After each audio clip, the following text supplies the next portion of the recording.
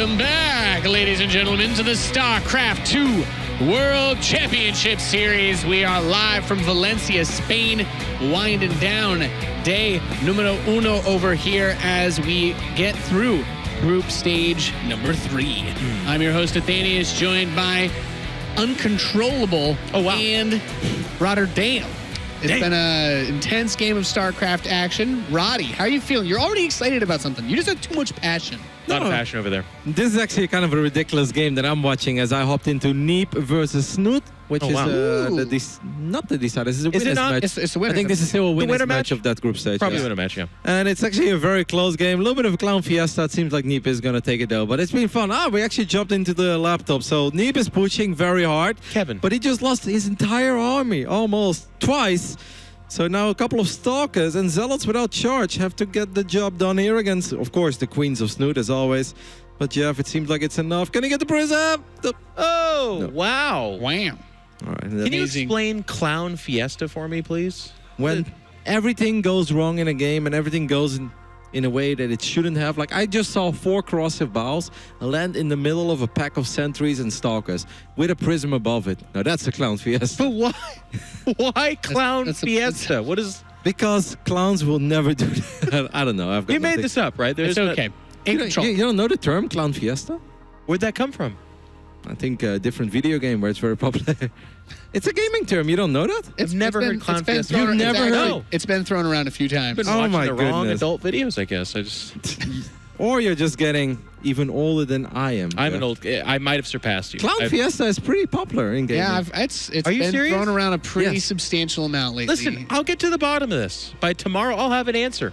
Okay. I'll figure out where this came from. We'll get you on some videos. I hear Clown Fiesta, and I'm thinking, you. how did that many clowns get together and why are they partying? Like that's usually they splinter off and go party individually, but for all of them to get together like that. And they can be very creepy as well. That'd be a weird party. It'd be a weird, like, imagine walking into a Clown Fiesta. I have nothing. Whoa! I have nothing with clowns, but a Clown Fiesta is a pretty good party. Too many clowns. All right. with that being said, as we've gotten through most of the games that we have, our next series I think is one that a lot of people are really excited for. Scarlett, huge fan favorite. Drogo, who has not come through unscathed to this tournament stage. I think this is a big one. I think especially for Scarlett. The American players. Mostly because Cyril is so good, we have to say the American players consistently have been underwhelming since WCS Austin, and I think a lot of Scarlett fans are hoping she brings her A game to Valencia. What are you guys laughing at over there? Well, Scarlett already dropped the series to Mr. Geometry himself, Euthermal. Dr. Euthermal right now. Past the group and is going to be in that bracket. We saw the celebratory tweet from him saying he's very excited. It's a great result for him. But we also have Rainer topping his group 2-0. He's going to be in that bracket just cleanly. Now, to be fair, Rainer's group, I mean, he 2-0'd Showtime, which is an incredible result. We can pull up the groups. I was just asking your thoughts on the match that we had coming up for I'm very excited for the match that you asked us about as well. But let's take a look at some of these results that we have coming in. Literally A group. Just literally the A group. Yeah. Small shout out to Mr. Consistency himself. Likes to call him that as well. But Nercho again. Like, if I think of Nercho, I don't think of someone who's going to win this tournament. But you know he's going to beat a lot of players and make another good run. Because that's just what he does. He's just here to collect like a round of 16 check. And it'll be like, that's quarterfinals, semi-finals, maybe. Sure, on a good day or weekend. Guys. Look at this young Italian stud. Yes, he 2-0'd Showtime as well in that winners match. Of course, you could say the first match, he 2-0'd Hot. Maybe you kind of expected from Rainer Banal, but to show up here on his first official WCS day ever, make it through all 3 groups, win all 3 groups as well. I mean, chapeau, Rainer. You're one hell of a kid. That's amazing. Clown Fiesta, man. No, the opposite of a Clown Fiesta. Not a Clown Fiesta. No. Yeah. We don't know that. I got to look it up. He's just a regular Fiesta. He's just having fun. He's having a good fun time. Cyril, unsurprisingly, topping his group. I don't think there's any... The cannons hit their wall here. So it appears that it'll get you past the first 2 groups. Then you try to cannon rush Mana. Not today. No. Not today. No. Oh, Bly got Cyril, by the way. He asked for it, and he got it. That's kind of... Didn't he? Yeah.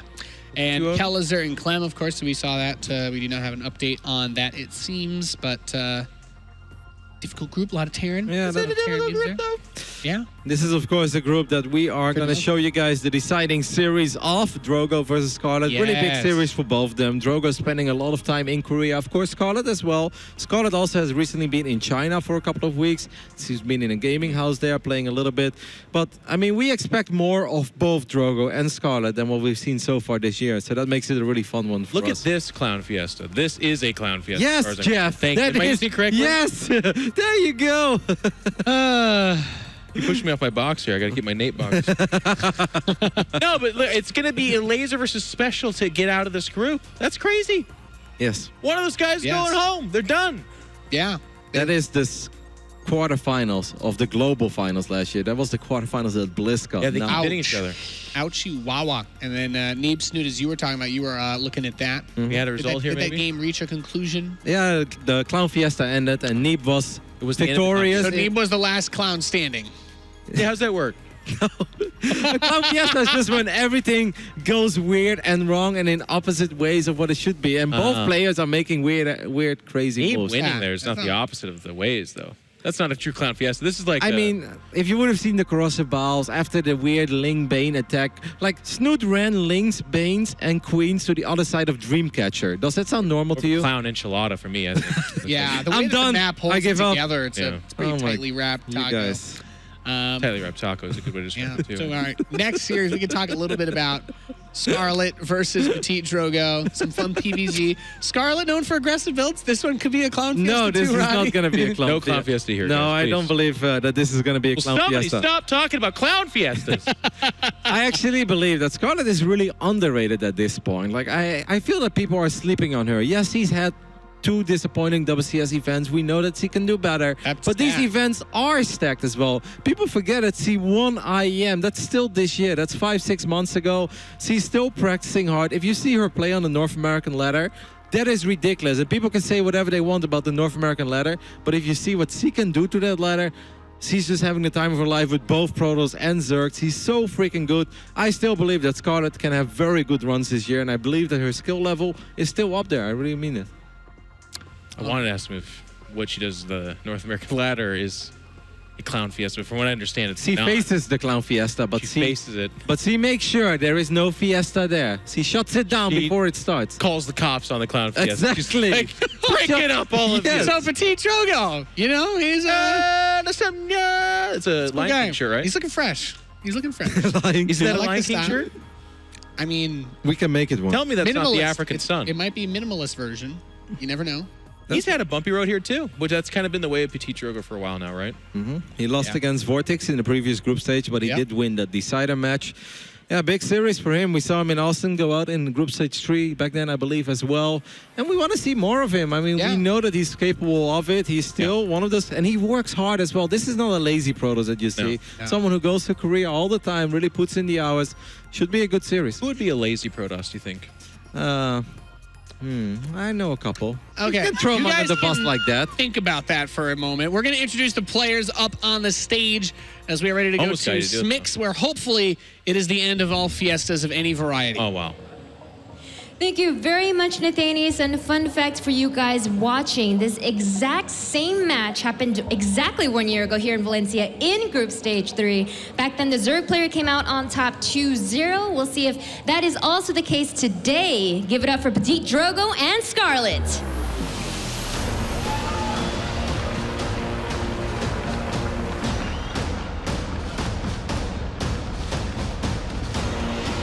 And so we must find who will get out of this group as Drogo faces off against Scarlett, our French Protoss player, against the Canadian Zerg Scarlett. That fact, though, more points from her competition in GSL this year than in WCS. Playing pretty well in the tournaments that aren't the official WCS circuit, and you know that's what keeps her fans a little bit on edge, because they don't know that she's actually going to be able to make it to the global finals. Well, her fans are in the chat right now. She's a 91% favorite to win the series. Possibly Relax, Twitch chat. Most popular players. Maybe a favorite, but 91? Come on! Give me at least a 15 or 16% for PtitDrogo. The French people have their soccer team at the end of that tournament. As I understand it, they've eliminated most of the other nations. They'll be facing off against Croatia, which of course is the country that houses the Vatican. So it's a very big deal. I don't know. I don't have any idea what you're talking about in Control. Soccer. Oh, it's a derivative of football and a game they play in Europe. And then he made a joke about the Vatican. He knows it's not actually in I just saw it. Some of the chats it's forget a right game now. where That's all I want. you just roll around or something. More interesting stuff God, happening. like over I here, love buddy. both you guys, but you are so obnoxious about football. Actually, it's starting to get on my nerves. You guys don't know this, but like we were watching the semifinals. It's a great game, and Jeff would sit with his with his back towards the TV, and every time someone would hit the post, we'd be like, "Oh!" And Jeff is like, "Well, wow, look at that, guys! Something almost happened in the soccer game." And I'm like, "Holy hell, Jeff! I love you, but you're impossible to watch football with. You know that." There's Phoenix on your screen, right? I know. Tell us something wholesome. It was the Clown Fiesta there as well. No, this is quite cool. We're taking a look at real quick in Neep versus Snoot game 2. Oh, 3-piece carrier. That's what I'm talking about. Open double Stargate, got a lot of work done with these Phoenixes. Crazy. Has been very, very effective. 8 Hydras have gone down, only a single Phoenix so far. This Neep that I'm looking at has been really looking on point. I love the SimCity at home. He's gonna go straight into Kevin, carriers I gotta and cut you probably off. win. Can we get into my screen, actually? We have some really intense things happening here with Namshur versus Harstam as the Zerg is droning up and the Protoss is just getting its first Oracle out. So I'll keep my eye on this, but we'll get back to it because this is really heating up here.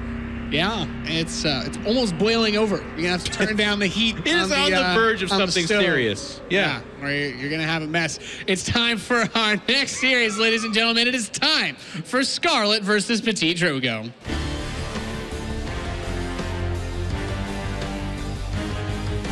All right, everybody, welcome to the final best of 3 for day 1 of WCS Valencia. Scarlett versus Drogo. A match I'm sure is going to be epic. Introducing our first player in the bottom left, in the blue, he is PtitDrogo!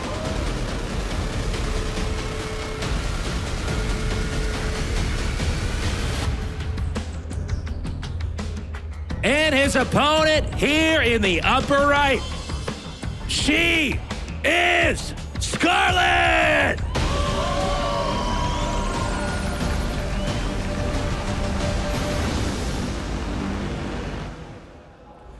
An exciting match, to be sure. One of these players about to be eliminated from WCS Valencia, the other going on to play tomorrow in that top 16 bracket stage. And it's such a good match as well, because PtitDrogo, I've always been a huge fan of his Protoss versus Zerg, but Scarlett is, you know, seems like she's in a little bit of a slump right now, but she had a sick GSL finish somewhat recently. She won IM Pyeongchang, as Roddy brought up on the desk. She's just such a force when she's on her game. Now, we saw the polling earlier on, and it was 9% of the viewers, at least at the time of that polling, voting for Drogo. Now, I don't think that's realistic for how favored this is for Scarlett. Certainly, she's a fan favorite, but I do think Drogo is a real threat to her, and it's very important that she brings her absolute best this time around, or Drogo could completely and totally take this. To start things off, we have Scarlett with probably one of the most conservative openings you could have here with Zerg, just taking that pocket expansion in the back. I'm interested in seeing if that's telegraphing something that'll happen later on, the fact that she doesn't want to have any the opportunity to be contested at all over her natural expansion. Yeah, it kind of feels like a nod towards the fact that Cannon Rush is very popular right now. You're not going to get Cannon Rush there, so you're probably safe to take that expansion right away. And I like to see her playing a bit safe as well. You know, if anything goes wrong in Scarlett's games early on against Protoss, sometimes she tilts. She's very emotional, specifically in this matchup. So hopefully she can get into her groove and get this game going on to a big macro game that she's so strong at. We saw that Overlord narrowly escape over there. Just 8 health remaining. And I got to agree with what you were saying, Artosis. Scarlett is a player where if she's thrown off early on, a lot of times it could snowball in a game. She's a player that has an excellent mid game and an excellent late game. But a lot of these players who can play a long game will get in this dilemma where a good player will know that if they can just take the initiative and try to dictate the direction of the game, you can maybe zone a player like Scarlett out of getting into a traditional mid-game or late game and try to navigate the game from there to a victory. And a lot of times if you win in a game number 1 like that, game number 2 can be even easier, as the mind of the player like Scarlett is still a little bit haunted by that previous match. Still frustrated, but Scarlett has been working on this and improving pretty steadily, so I'm looking forward to a pretty interesting series. Well, this first game is going to be interesting no matter what. Drogo opening with double Oracle, but Scarlett is going into layer on 2 bases. This has to do, like, she is going for something crazy here. I'm imagining it's going to be a Nidus, but you never know. It is definitely some sort of crazy build, though, because Zerg always wants to have 3 bases before the layer. That's right, and Drogo is about to get confirmation that the natural expansion has not yet been acquired, and in fact, an overextension here, possibly from that Oracle. Wait, whoa. Can we get a vision check there? Was the tech spotted?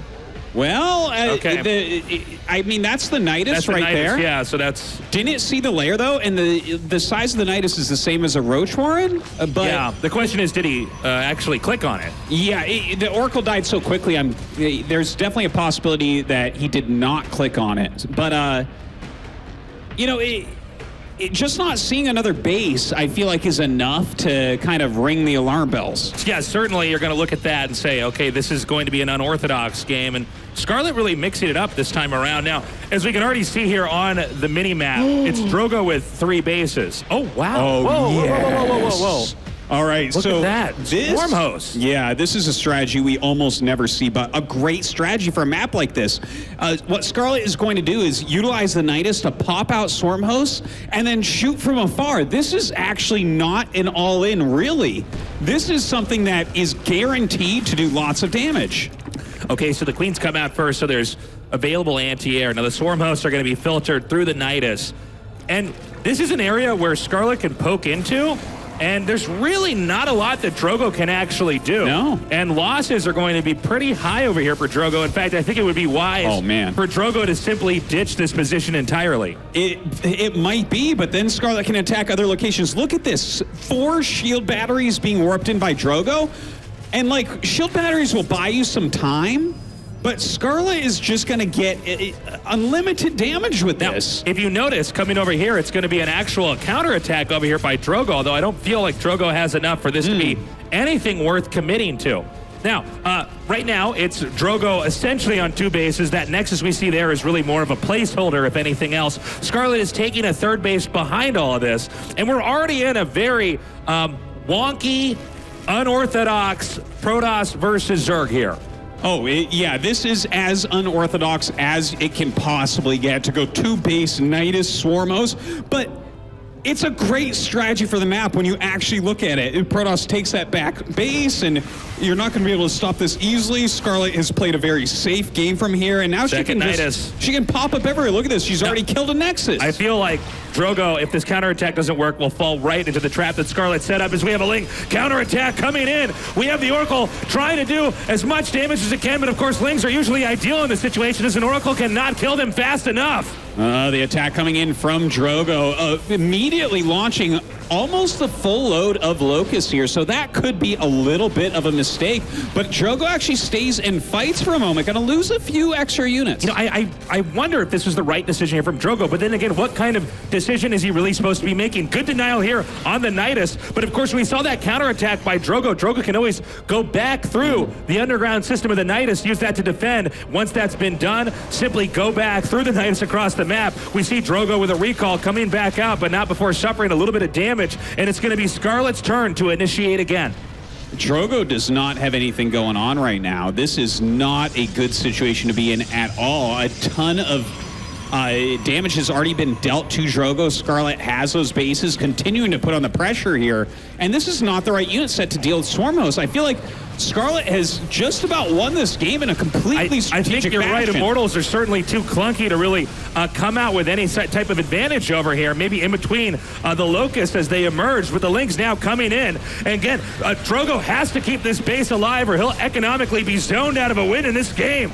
Oh, man, those Queens doing such a great job with the transfusions. Got to wait a little bit longer for the reload on some of these Swarm hosts, but the Locusts continue to come in. 9 more probes die, and Scarlett looks like she is going to take game number 1 in spectacular fashion. Scarlett beginning to crush through. It's only 2 Immortals and Archons now. Sometimes that can be enough if a Protoss player has the kind of finesse like Drogo can.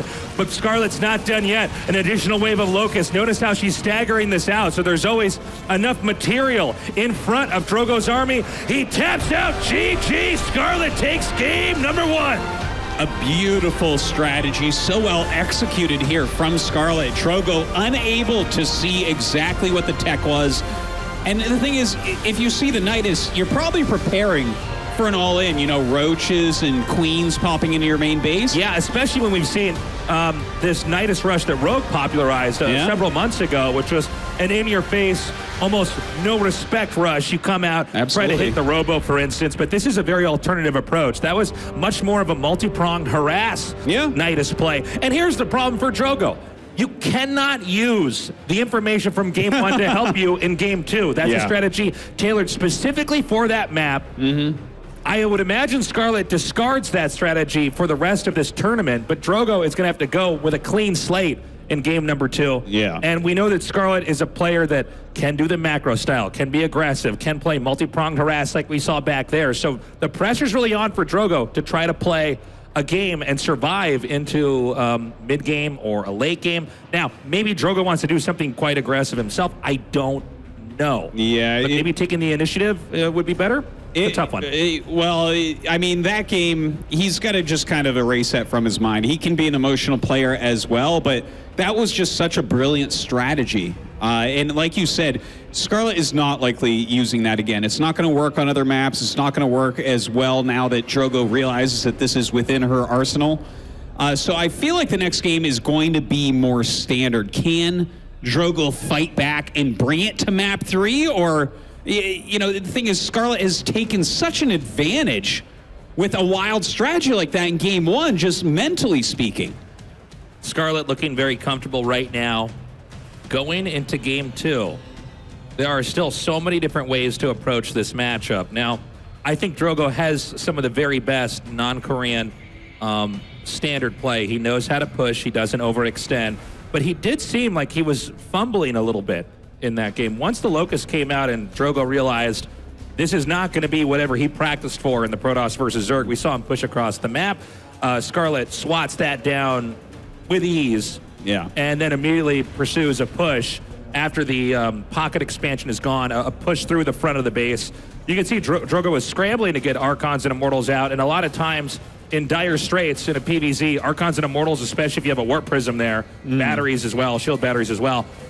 Sometimes you can engineer a win from there, especially if a Zerg overextends, but Scarlett was pretty patient. She staggered the Locust coming out. Yeah. So there was just too much surface area of free units that Protoss is losing shields or hit points to, while Scarlett is growing and growing as far as that attack on the front and close it out. Well, she was just so prepared there. And when you bring a strategy like that no one ever really uses and no one ever really practices against, it gives you a gigantic leg up. And that's exactly what we saw. But going into map 2, it should be a bit more standard. All right, good luck. Have fun. In the bottom right, in the blue, from France, he is PtitDrogo!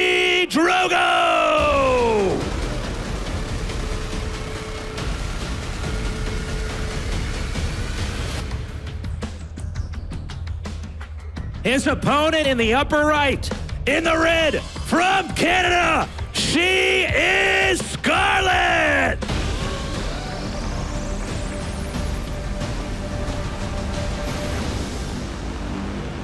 Well, Darkness Sanctuary, our second map, so definitely a weird one coming out right now. I'll be interested to see where these two players want to bring it. It's a gigantic map, 4-player, so you don't know where your opponent starts. And in fact, Drogo getting a bit unlucky here. Will scout Scarlett last. That's right. As you were saying, Artosis, this is a huge map.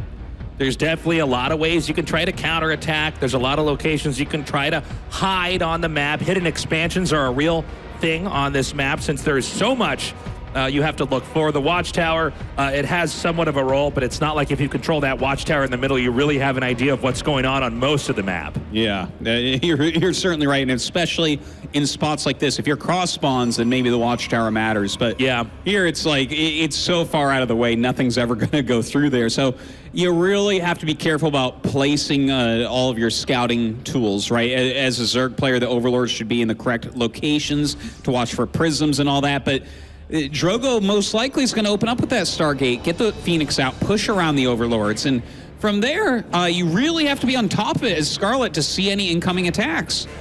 Drogo does come in with the initial scout, seeing that there doesn't seem to be anything too crazy so far coming from Scarlett. Scarlett is focusing instead on the economics and investing in getting some benefits later on in this game. Unless she throws down some kind of tech immediately, we should have a pretty standard game. And a standard play here from Drogo as well, as we see the Stargate coming here. No surprises, really. Yeah, really normal openings. And in fact, Drogo will see this drone go and throw down the third base. Only 100 gas mine for that Zergling speed upgrade as well. So should be a much more normal game, at least for the beginning. But if this game goes long, Darkness Sanctuary is gigantic, and it has a lot of bases. The first Adept is coming up. Now, you don't want to overextend with the Adept, but you do want to try to poke in. You're looking to count how many attacking units there are in drones. Occasionally, we'll see a full-on shade into the into the main. Not this time, but perhaps next time if they do want to try to spot and see, is there any kind of weird tech coming up here, or are we going for a more standard game? And it's going to be Phoenixes being produced, at least for now, here from Drogo. This may be just one Phoenix to try to clear out Overlords. You never know. There's a big tree. There's a lot of forks in this build that you can take. And for a Protoss player, that's very necessary, is Protoss have a lot of ways they can twist and manipulate builds. Even give a lot of red herrings and false information to try to throw the other player off. Yeah. We'll see if he tries that this time around or if he goes more of a straightforward route. Well, looks like the Phoenix finds this Overlord. Scarlett trying to send it off to the side so it's harder to scout, but even killing that will bring the Phoenix out of the way for a little bit, giving Scarlett some time. She is going up into her lair as Zergling speed has finished. And Drogo looks like he's probably preparing for an Archon drop. An Archon drop, of course, it's a very typical opening. And generally speaking, unless you make any kind of major mistakes, like if you lose the War Prism with the Archons in it, well, you're probably going to lose the game. You've lost all footing. But generally speaking, a good Protoss player can do a lot of damage. And the Zerg has to eat a lot of damage or risk losing too much. The beauty of it really is that not just the fact that you can pick up from a great distance with a Warp Prism and run away, but also that Archons are mostly going to lose shields. Those shields regen pretty quickly. So if you don't lose any Archons, you don't lose the Warp Prism, you've lost basically nothing. Yeah, it's such a valuable strategy, really. We see that Drogo's trying to get a bit of harassment done, but it's not really working out. Doesn't get any kills, has to cancel a Stasis Ward on that Oracle as well. But at least decent scouting going down. That's true. If you notice, from Scarlett's vision, she doesn't really have anything on the map. Now, that might be something she's fine with, but at least for the time being, for the most part, Drogo's got a lot of control here. And that's why we see these links coming out now, is for Scarlett to try to get a read on what exactly Drogo's up to, and she should be spotting that third base momentarily. Now, and look at what Scarlett's doing here. She is below 60 drones, getting a very quick Hydralisk Den, getting a very quick Baneling Nest. This is kind of looking like how we saw Leenock play in the GSL. Now, the Archons could do a little bit, but with this many Hydras coming out, if Drogo is to lose this Warp Prism, that might be the end of the game for him. I wonder if this Hydra tech was because both the Phoenix and the Oracle never really got inside the base. So Drogo, even though he had the opportunity to scout, he wasn't able to pull it off. Here comes that Archon drop now, though. Okay, We see the Spore being microed forward here. Yeah, very nice move there, and Hydra's coming up to flank as well. So no real damage dealt here to Scarlett, but at least Drogo realizes what is going on. He's getting Psystorm as quickly as he possibly can, not wasting a bunch of money pumping out Immortals or anything like that. That isn't going to help it. It looks like Scarlett wants to do a very aggressive attack And here. this can be really smart because this exploits the fact that the Warp Prism's on the other side of the map. Really, Drogo doesn't actually have that much. Baneling's being made. This entire oh, good move here by Drogo. He decides to recall the Warp Prism back. Now, this attack here by the Zerg, it's got a lot of explosive damage, so once the Banelings connect, a lot of times, most of the Protoss army has been obliterated. This is attempted to hit 5 seconds before Psystorm finishes. Psystorm is so crucial right now for Drogo, and it does finish a beautiful Psystorm onto those Hydras, but the Banelings chasing down these Hydras. Oh, great pickup there by Drogo. But so much damage still being dealt. That Archon being picked off. No Archons remain. Almost no units left here for Drogo. It looks like Scarlett might be able to break him. Scarlett continuing to push through. We see that right outside the Robo, all these Hydras are doing so much damage. The Banelings blocking for the Zealots, unable to get through. The Cybernetics core goes down. Oh, charge not even done yet, and that is it. GG is called, and Scarlett with a vicious 2-0 victory over PtitDrogo. Masterfully done there by Scarlett. Two very different games. Game one, very technical, harass, dismantling Drogo, expansion by expansion. In game two, Drogo tries to come out there with the Warp Prism, doing that Archon harass, makes the right choice to recall back home. Storm finishes just in time, but there was too much for Scarlett. The damage had already been done, and from there, Scarlett was able to snowball that push into a victory. Yeah, I mean, that was some brilliant play there from Scarlett, and I want to hear what she's thinking about that series. Thank you very much, guys. Congratulations, Scarlett. You end up getting revenge for the exact same match that happened exactly 1 year ago. What are your first thoughts on moving on to the round of 16? Yeah, we were actually just talking about that before the match, that we haven't played much on stage in WCS, and we remembered we played here.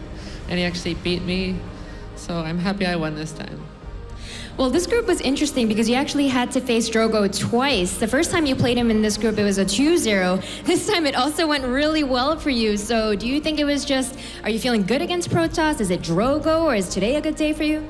I've been practicing a lot of games against Protoss recently, so I was really confident. I was sad I lost to Eutherma because I wanted to go first, but I didn't play so well there. But I was pretty confident I would make it when I saw I played Drogo again. I want to ask you about that Nidus Swarm Host build because the casters definitely thought it was pretty interesting. So where did you get the inspiration for it? I was in the Shanghai host with a lot of the Chinese players before this event, and Cloudy told me he lost to it in GPL, which is like the qualifier for this for China. And so I practiced it some against the Chinese players, and they said that if it's the first time a player sees it, they have a lot of trouble. So. Well, now you're moving on to the round of 16. We have a lot of fantastic players here in Valencia that have moved forward. So out of all those players, and you can't say Cyril or Neve, who are the players that kind of stand out the most to you? I think everyone's been looking at Raynor recently. He did well in GSL, like really well, and I think he can do well here too, so looking forward to that. Definitely agreed. We'll see how the matches pan out tomorrow in the round of 16. But for now, congratulations, Scarlett. Definitely looking forward to seeing you play in the quarterfinals. For now, let's head back to the desk with Nathanius to wrap up day number 1 here at the World Championship Series.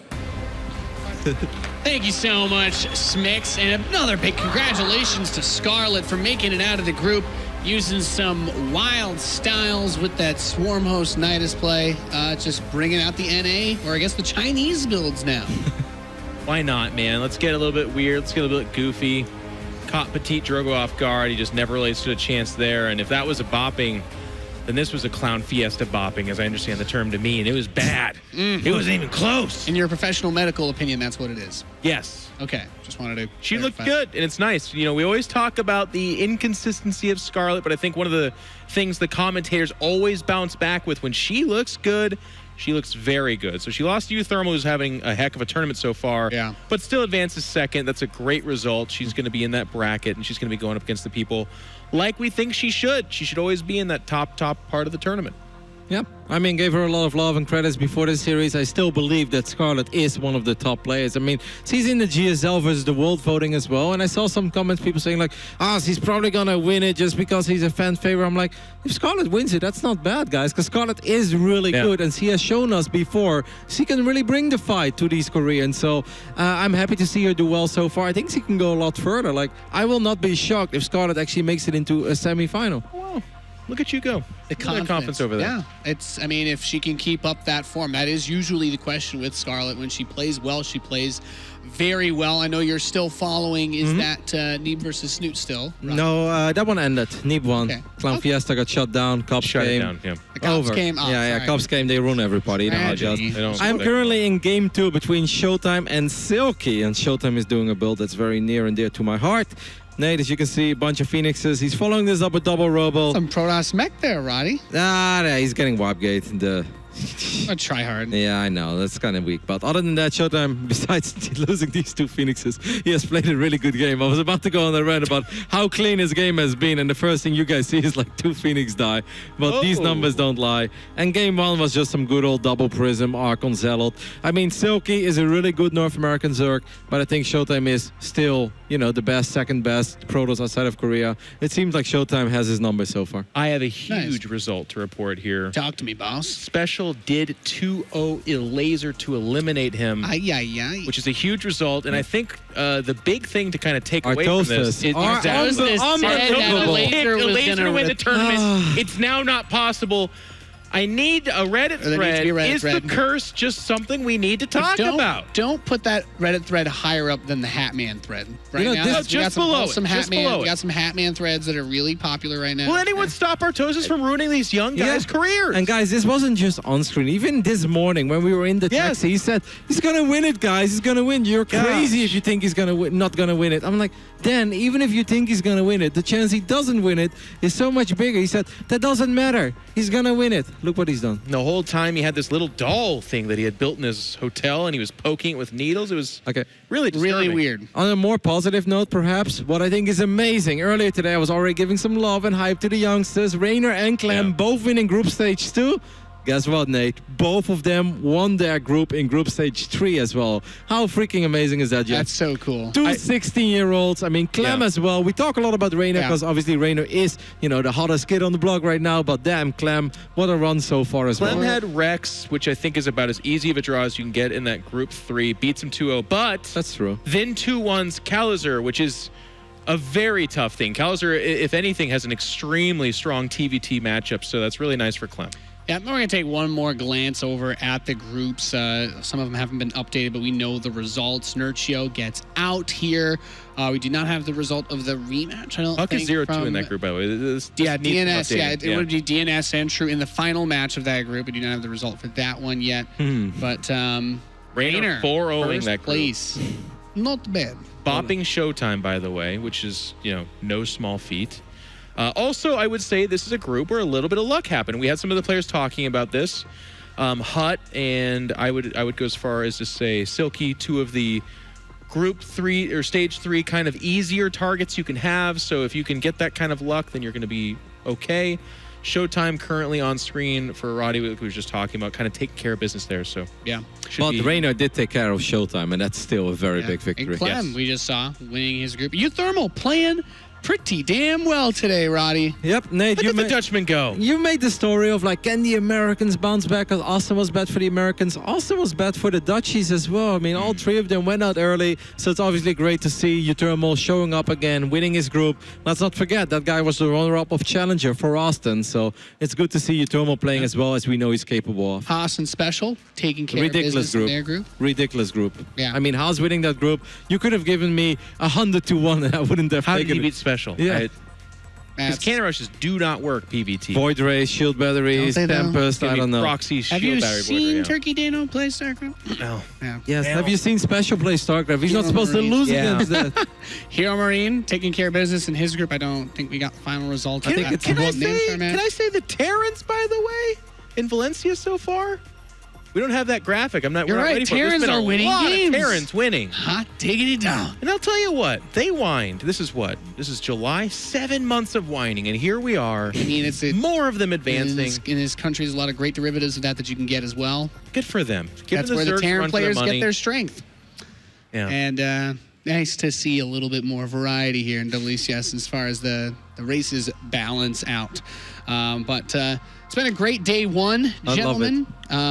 Any other thoughts? Anything else you want to share? And I guess that game's not quite close to ending yet. No, it's really hard to jump into this game. The armies look spectacular between Silky and Showtime, but that's going to go on for a little while. I think this first day really delivered up to my expectations at least. Like, I had high hopes for this day, but I love the stories, man. I mean, Vortex having a good showing as well. These youngsters, we hyped them up a lot, and they deserve it. That game 2 between Sero and Mana, by the way, that was also freaking amazing to watch. Yeah. It's like, yeah, we all know how good Sero is. At one point, you look at that game, you're like, you know, if this wasn't Sero, you'd actually give this to the Protoss because he has Archons, Immortals, Storm, 4-base, there's no hive tech. Movement, though. The army movement, it's just ridiculous. It's so freaking cool. I love it. I'm so excited for tomorrow. This is really shaping up to be the best WCS top of the year so far. I'm happy. I know a lot of the fans, we've been hyping up Raynor, but we haven't had him on the mainstream. I can all but guarantee you we will have him on at least tomorrow. So you will get to see some at action. But as this day finishes up for us here, I know that Roddy wants to talk about this in a second, but keep watching those community streams. There's still some matches going. Muslims facing Calazar to decide to get out of that group. If the Muslim makes it into the bracket, are you kidding me? Yeah. His best result in literally like 8 years. I was actually standing behind him in the final game of Group Stage 2, where first the Muslim took care of Lambo. That's a top 4 finisher of Austin. Deciding match was the Muslim versus TLO. Standing behind him, Nate, you would have loved it. There was Mac, there were tanks, and at one point you see all the Brood Lords morph. And I'm like, I think the Muslim is in trouble, but he did a really phenomenal job in pulling back to the planetary. Got a Tor out, had good upgrades. A couple Vikings show up, and he's pushing the armor back. And when he won, I mean, if you love some emotion, the Muslim gun's gonna give it to you. I can't repeat what he said because Mr. Orbit will not be very happy. But let's sum it up as a hell yeah, sort of. But a darn tootin' yeah. Yes, heckin' yeah. It's coming home, is what he said. I think something about those lines. No, it was awesome. Did he not say that? He didn't say that again. No, he said. Something, I think you know what he said. Well, I guess no British people and he's say screamed it as loud as possible. I think we can all agree it's been an extremely awesome start to this WCS Valencia stop. We hope that you enjoyed it as much as we did. We will be back tomorrow with even more StarCraft action as we make our way through the round of 16 up till Sunday, where we will crown our 3rd champion. Well, I guess it could still be the 1st champion. We'll find out. Another champion. As we get to the round of 16 tomorrow. Thank you very much for watching the StarCraft 2 World Championship Series. We'll see you soon.